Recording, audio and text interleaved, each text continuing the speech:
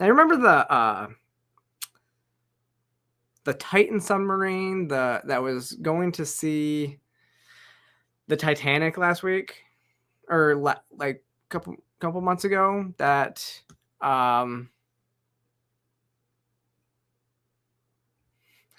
you remember the yeah the so the co-founder of the Titan sub company, OceanGate, announced this week that he wants to go to Venus,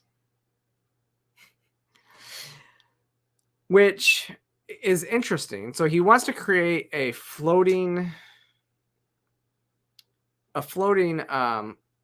colony on Venus.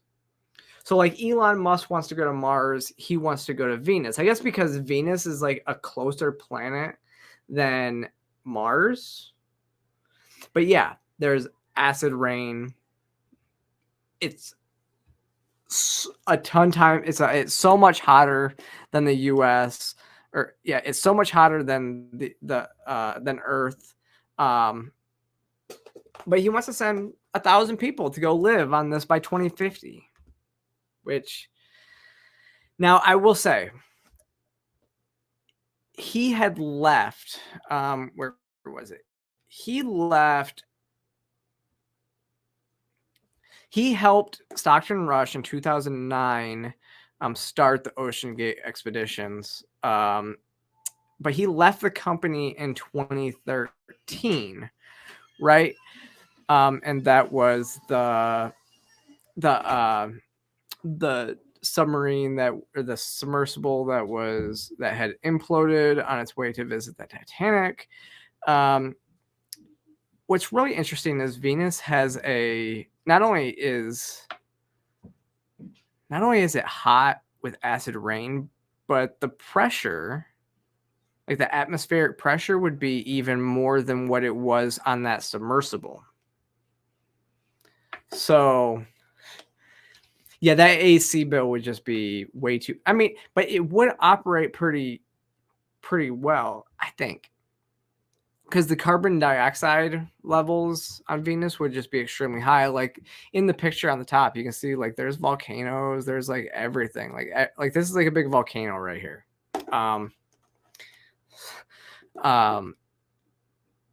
But yeah, so now he co-founded in 2020 Humans to Venus. Now, yeah, because I think they say like if you go out to Mars, it's so far out there that it would just take forever to get back, right? So you would just it's a lot harder to do, even though Mars is probably a better place to go.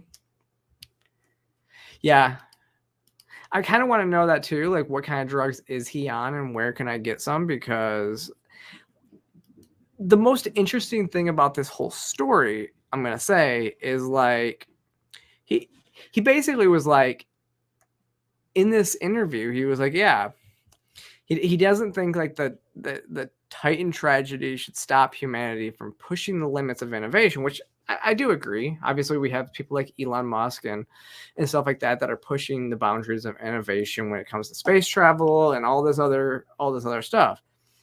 But like with OceanGate, they skimped on stuff, and he actually defended. Like he said, Stockton Rush was the only person that would thought to use carbon fiber in the hulls, which a lot of people kind of actually said that like the carbon fiber was possibly the reason why that thing imploded. So, but just having no like self-awareness as to, what happened or anything like that, he actually said, like, forget OceanGate, forget Titan, forget Stockton. Humanity could be on the verge of a big breakthrough and not take advantage of it because as a species are going to get shut down and pushed back into the status quo. And look, I do think that we have people that are big dreamers that can go out there and push the boundaries of innovation, and um, I just think this is a really stupid idea. Like, who wants to go live in the atmosphere of Venus? Like, if we're gonna live in the atmosphere, why not just live in our atmosphere? Like, one of the reasons why he chose Venus is, I guess, because of gravity. Like I said, the pressure would be even higher than what it is under the sea where Titan imploded. But this just seems, this one just seems dumb. I understand. And actually, apparently, he in the interview, he had talked about going to the moon, but the moon doesn't have gravity. So it's harder to think of a concept where you would want to, where you would go to the moon and all that. And then, but which is why I think Musk has it right when he's talking about going to Mars. But even still, like, yes, you push the boundaries of innovation, but you don't just do stupid stuff. Like, I don't get it. And then just to say, forget what happened. I mean, honestly, you read that statement. What do you think that, like, those that lost their loved ones, in the Titan thing, in the Titan tragedy, think? Forget that. Forget Stockton Rush. Like, that's who I had to. It took me a second to realize that when I was writing this article, because I was like, "What's Stockton? Was it? Oh, his friend or a supposed friend."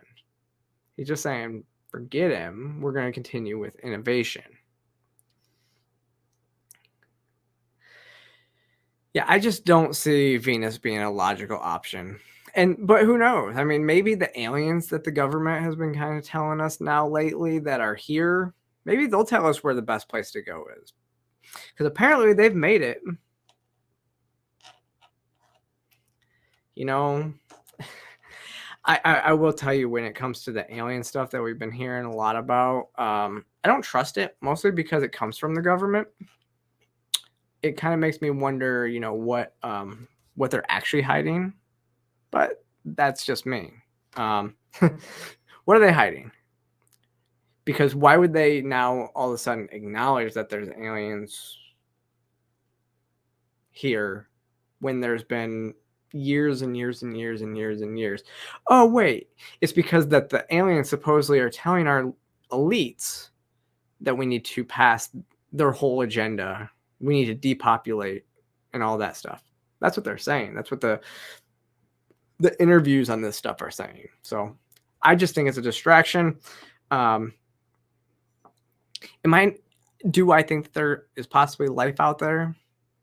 Yes, I do. I think it would be naive to think that in this entire galaxy, or this entire thing that we call space, that there's no other life out there. But I do also acknowledge that the way that Earth is set up, it's unique. It is an act of God that we have Earth, because everything was set up perfect specifically for this, for what we have here going on. So I don't know, you know, I just don't think that the Venus is where we want to go, but that's just me.